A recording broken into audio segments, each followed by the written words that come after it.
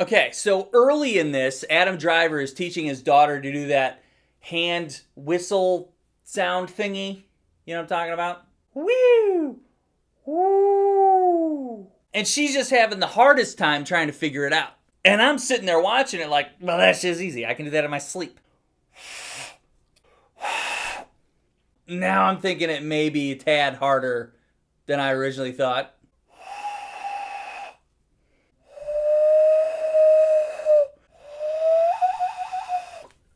Easy! Just like I said. Okay, this takes place way back in the age of dinosaurs. Adam Driver, he's from another planet, okay? He's not from Earth. He's a fucking alien, got it? And he's the driver, Adam Driver.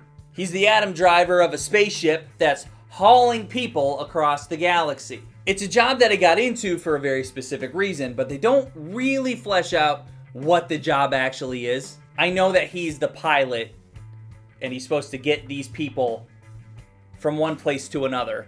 I just don't know what for. But you know what? It doesn't matter because he crash lands on Earth 65 million years ago. He finds one survivor. She's a 9-year-old girl. And they gotta make their way to a rescue ship before all the dinosaurs try to murder them. And also, possibly, an impending giant asteroid. Adam Driver, as always, was great. He can act any emotion that's ever required from him, and still be funny if the scene calls for it. As far as his character goes, you kinda just feel bad for him the whole time. The situation that got him there sucks. This current situation he's in sucks. And now we just gotta watch him try and survive the dinosaurs. The only other actual character that's in this is the one survivor from the crash, played by Ariana Greenblatt. Her situation sucks too, arguably more so than Adam's. She just wakes up to discover that she is not at the destination she was supposed to be at. And she's got to rely on this dude who's a total stranger,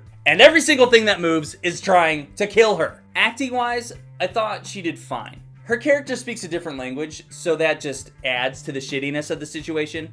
I'll elaborate later on. Okay, so I want you to imagine that you're just thrown into a world of dinosaurs. And you gotta travel like 15 miles to try and get to what you think is safety, while dinosaurs are trying to kill you left and right.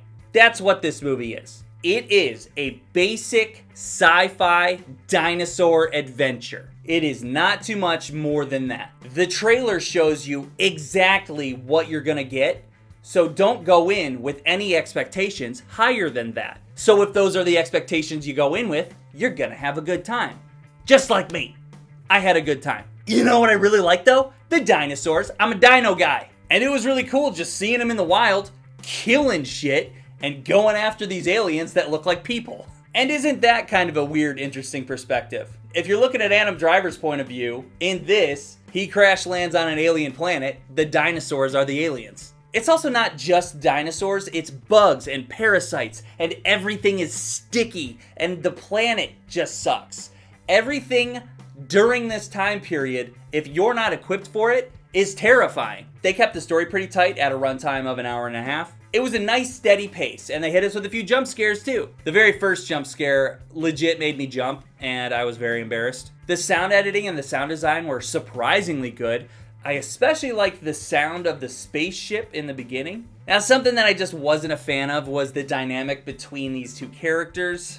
It was okay, I just think it could have been better. They speak different languages, and they didn't understand each other, and Adam Driver's translator didn't work. So there's this like forced misunderstanding between them, and for what they did with it, I don't think it was worth it. It does add a bit of depth to the situation at hand, but I just don't think they did enough with it. If you're gonna go that route, go all the way with that route. Unfortunately, neither of them has enough time to learn another language, so you can't really do that in a few days. I'd rather them just understand each other and have her be a stronger character. There's nothing that's going to come out in the next decade or so that's going to have a better relationship with that scenario that's going to beat Joel and Ellie. So just be that. Adam Driver misses his daughter. This girl's around the same age. There you go, substitute daughter scenario. And yeah, they kind of did it, but it's not The Last of Us. Do you need to see it in theaters? Nah. Whenever this makes it to TV, I'm sure it'll be on all the time. Especially if it gets on like TBS. It'll be on nonstop. It's easy to watch, there's nothing to think about, there's cool dinosaurs. It's very straightforward, point A to point B, shit in between. Simple. Nothing overly amazing about it, but it is a good time. So yeah, just wait for it to come on TV, have a good time watching it then, okay? See ya! Subscribe! Okay, so there's this guy in the theater sitting like 3 seats down from me.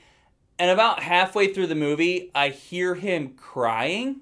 I look over and he's legit having himself a good cry. And he was also wearing headphones. He was watching something on his phone in the theater with a movie playing right in front of him. Just watching his phone. And from what I can tell, it was pretty fucking sad. Sometimes I just don't understand people. I don't get it. And what the hell was he watching?